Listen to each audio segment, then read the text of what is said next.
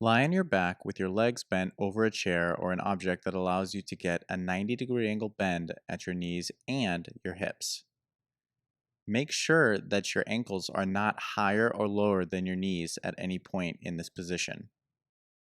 The object must allow you to relax your legs completely so you don't have to use any of your own muscles to keep your legs in one position. If you notice that your knees are falling out apart from each other, you can place a strap around them that will allow them to relax into the strap so they don't fall outward. Make sure that the strap doesn't have any kind of elasticity to it so that it presses in against your knees. You're going to place your arms out to your sides at a 45-degree angle from your body with your palms face up.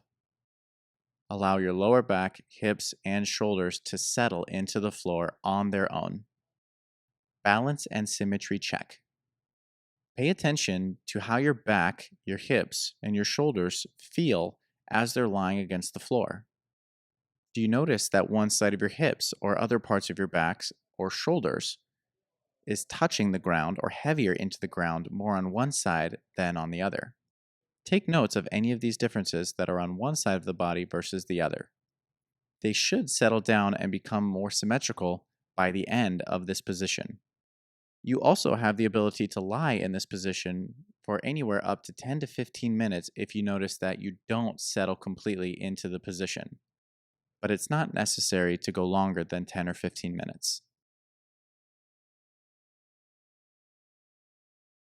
Lie on your back with both legs straight out on the floor in front of you. Bring your arms out to your sides so that the palms are face up and the arms are at a 45-degree angle from the body. Take one leg and bring it up towards your chest, interlacing the fingers under the knee. Make sure the shin stays parallel to the ground at all times and the foot doesn't move up higher or lower.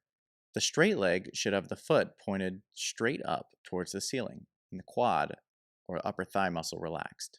With the foot of the bent leg, you're going to make outward circles in a direction away from your body. Make sure that the foot and the ankle are moving, but the shin and the knee are not moving at all. Once you've completed the recommended number of repetitions, you're going to make inward circles the direction of the center of your body. Again, make as full of circles as possible, not moving the shin or the knee. Once you've completed the recommended number of repetitions, you're then going to point your foot away from you and flex it back towards you. Keep your stomach muscles relaxed the entire time. Your shoulders should also be relaxed and against the floor. Once you've finished with the point and flexing, you're then going to switch legs and repeat the entire movement on the other side. Balance and symmetry check. Take notes of the differences between how one ankle and foot moves compared to the other. You'll notice all kinds of asymmetries between the differences of one foot to the other. And of course, as you develop better function, this should become more symmetrical over time. Lie on your side with your knees bent so you have a 90-degree angle at the hips and the knees. Your knees and feet should be stacked directly on top of each other. Place a block or some object in front of your knees so you can use it as a reference to keeping your knees stacked directly on top of each other. Pull the bottom shoulder back underneath you so that the weight of your body is directly on top of it. Extend your hands straight out in front of you so your palms are touching. You're going to raise the top arm straight up in the air and take the hand of your bottom arm and use it to help hold your top knee to make sure it remains stacked. Allow the top arm and the upper body to now fall back towards the floor behind you, keeping your knees stacked and making sure that you're touching the block with both knees the entire time. Allow your body to fall as far as what's comfortable for you. Don't worry if you don't touch the floor. That's okay. Just wait there as your body opens up on its own. The biggest part of this position is to breathe deeply in and out through your stomach. When you breathe in, allow your stomach and sides to expand and fill with air. And then when you're breathing out, let them collapse. With each exhale, try to feel your body move just a little bit closer towards the floor as you get a little bit more rotation. Make sure that your arm does not fall lower than the height of your shoulder. If anything, it could be a little bit higher. If by the end of the recommended duration of the hold, you feel like your body's still moving, you can remain there just a little bit longer until you feel like it's not really opening up anymore. I wouldn't stay here longer than about a 3-minute hold. As you're going through the rotation, make sure that your head also is pointed the direction of the rotating arm. Once you've completed the hold and feel like your body's not moving anymore, come out of this position exactly the same way that you went into it, and then switch sides and repeat. Balance and symmetry check. You're going to want to take notes of all the different things that you feel working in this position. Do you feel parts of your back, things stretching, things working in terms of muscles? Compare and contrast when you do one side versus the other side. Over time, both sides should start to even out, and you should be able to open up further as you become more symmetrical. Lie on your back with your knees bent and your feet flat on the floor, parallel and pointed straight ahead. Your arms should be placed out to the side at a 45-degree angle from your body with your palms face up. Using the muscles in your hips, you're going to roll your pelvis backwards to flatten your lower back on the floor, and then tip your pelvis forward to create an arch in your lower back. You're going to move between these 2 points, attempting just to tilt the pelvis back and forward. As you tip the pelvis forward to create an arch in your back, use the muscles in the front of your hips and your back to create that arch. As you're tucking the pelvis underneath, flattening the back to the floor, use the muscles of your glutes and your abdominals. As you're tucking the pelvis, try to be very light on the feet and don't push your feet into the ground. Do this controlled and slow, trying to get as much range of motion as you can without activating or using any of the rest of the body. Balance and symmetry check. Do you feel muscles working on one side that are not working on the other? Do you have any kind of twinges or pains or discomfort in one part of your back or one part of your body that's not on the other side? As your pelvis learns how to create this movement and your body becomes more balanced, this should become more symmetrical with this movement and the pain should reduce.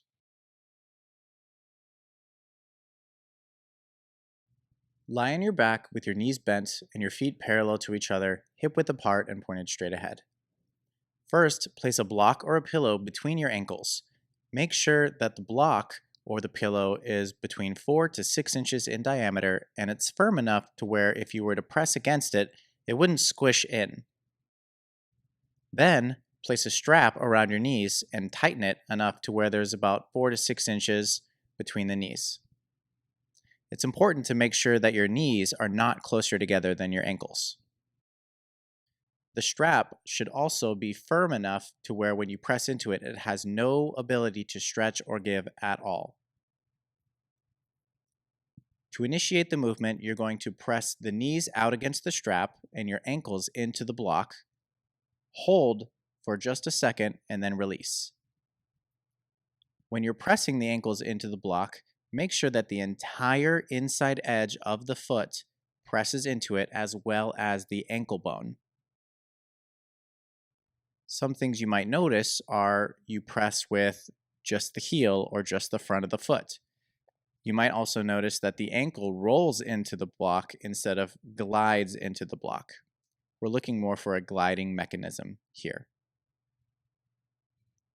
If at first you notice that you can't press the block and the strap simultaneously or at the same exact time, you can press one and then press the other, hold, and then relax.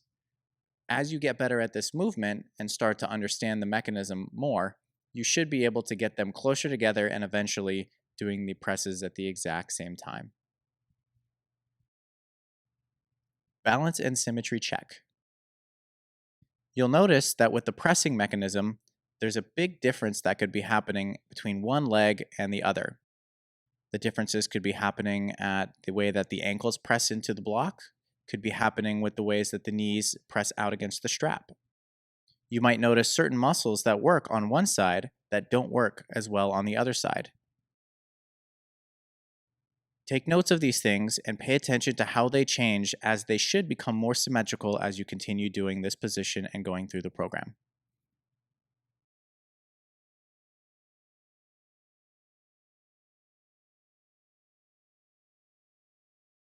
Lie on your back with your knees bent and your feet parallel to each other, hip width apart and pointed straight ahead.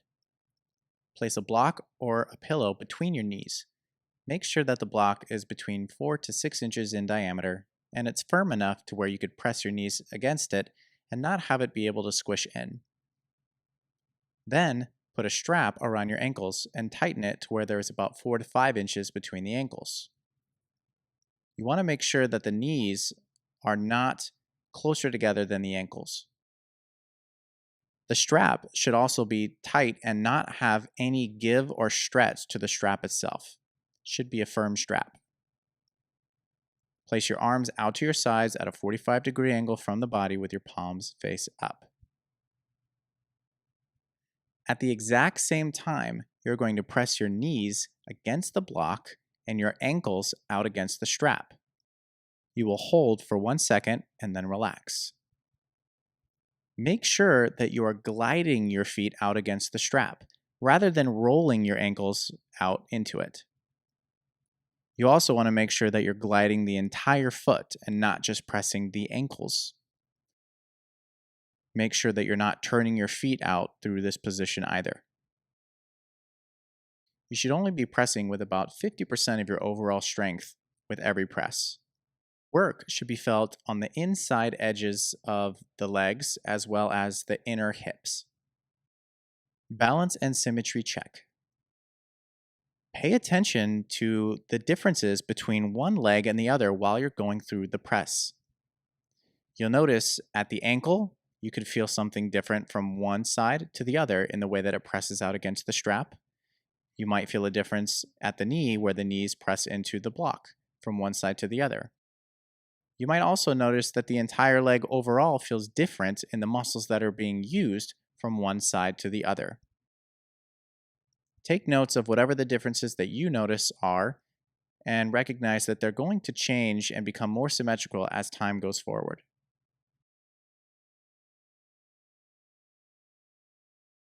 Place your back against a wall and keep your feet and knees about 6 inches apart. From here, you're going to walk away from the wall until you can allow yourself to slide down and put yourself in a seated position where you are about just over a 90-degree angle at the hips as well as the knees. The goal here is to have your mid-back, lower back, and hips completely flush against the wall. It's almost as though you're going to have a small slouch in your back and your posture in order to make this happen. Your head and shoulders will slightly come off the wall. Keep all of the pressure in your heels, relax your stomach, put your palms face up on your lap, and make sure that you do not use your upper body or shoulders at any point in this position. Keeping the pressure in your heels, you're going to hold this for the recommended amount of time. If you feel like a lot of the work is going into your knees, you can come up slightly until you don't feel the work in your knees anymore. You should feel the work in the upper thigh muscles, the quadriceps. Balance and symmetry check. Do you feel like both legs are working evenly, or do you feel like one leg is pushing into the ground or the wall more than the other? Take notes in how even it feels where your back and hips are up against the wall. You might feel like it's not symmetrical from left to right, like certain parts of your back or your hips are touching the wall more than other parts. One thing that you can do if this is happening is to place a yoga block or some type of firm pillow between your knees where you're not necessarily going to squeeze it, but allow your knees to press into it, just enough to hold it, and see if that makes things even out. Over time, it should even out as things become more symmetrical.